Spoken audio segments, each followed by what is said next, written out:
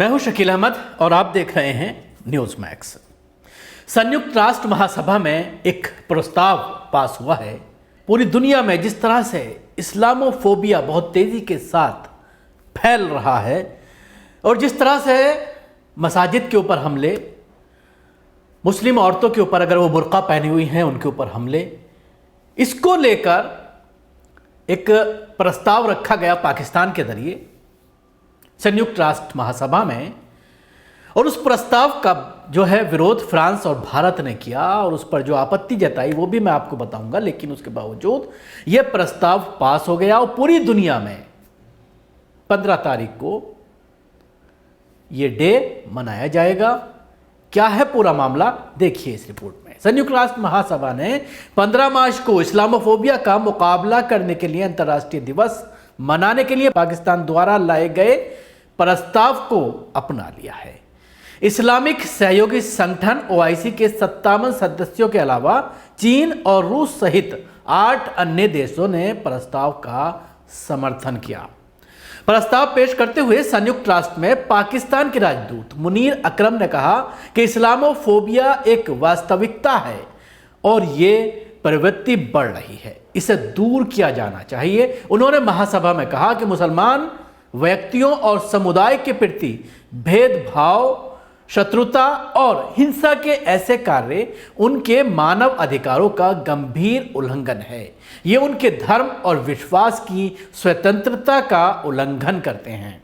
संकल्प को अपनाने के बाद संयुक्त राष्ट्र के सभी सदस्य देशों, उसके सहयोगियों, अन्य क्षेत्रीय व अंतर्राष्ट्रीय संगठनों, नागरिक समाज, निजी क्षेत्र और धार्मिक संगठनों को वैश्विक स्तर पर यह दिवस मनाने के लिए आमंत्रित किया गया है। भारत ने प्रस्ताव पर आपत्ति जताते हुए कहा कि एक विशेष धर्म का डर इस स्तर पर पहुंच गया है कि उसे एक अंतर्राष्ट्रीय दिवस मनाने की आवश्यकता पड़ गई है। हालांकि तथ्य यह है कि अन्य धर्मों, विशेष रूप से हिंदू धर्म, बौद्ध धर्म और सिखों के खिलाफ भय का माहौल बढ़ रहा है।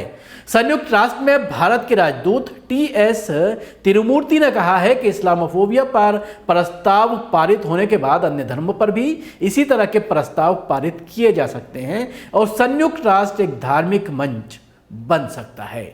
उन्होंने कहा कि इसलिए इस संकल्प को एक उदाहरण के रूप में इस्तेमाल नहीं किया जाना चाहिए। तिरुमूर्ति ने आगे कहा, संयुक्त राष्ट्र को ऐसे धार्मिक मुद्दों से दूर रहना चाहिए। ऐसा संकल्प दुनिया को एक परिवार के रूप में देखने के बजाय विभाजित कर सकता है और हमें शांति और सद्भावना के मंच पर एक साथ लाने के बजाय बांट सकता है। इस्लामोफोबिया के खिलाफ प्रस्ताव पारित होने पर पाकिस्तान के प्रधानमंत्री इमरान खान ने मुस्लिम समुदाय को बधाई दी है। संयुक्त राष्ट्र ने आखिरकार आज दुनिया के सामने प्रमुख चुनौतियों को स्वीकार कर लिया है, जैसे इस्लामोफोबिया, धार्मिक अनुष्ठानों के लिए सम्मान, संगठित नफरत और मुसलमानों के खिलाफ भेदभाव के खिलाफ लड़ाई। इस ऐतिहासिक संकल्प का पालन सुनिश्चित करना अब अगली परीक्षा है।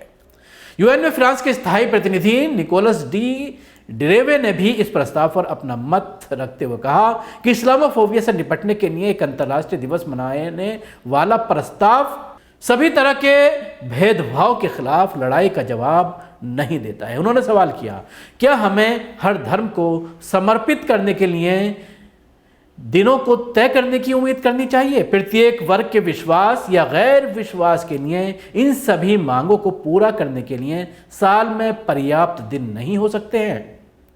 जाहिर सी बात है, जिस तरह से भारत ने और फ्रांस ने एक सुर होकर के इस प्रस्ताव का विरोध किया, लेकिन उसके बावजूद ये प्रस्ताव पास हो गया और अब दुनिया में 15 मार्च को इस्लामोफोबिया के खिलाफ एक दिन मनाया जाएगा। क्योंकि जिस तरह से इस्लामोफोबिया बढ़ रहा है और ये जिस तरह से एक मस्जिद के ऊपर गोलीबारी की गई थी 15 मार्च को, और उसी के उपलक्ष्य में ये दिन मनाने का प्रस्ताव पाकिस्तान के जरिए रखा गया और इसको पास कर लिया गया।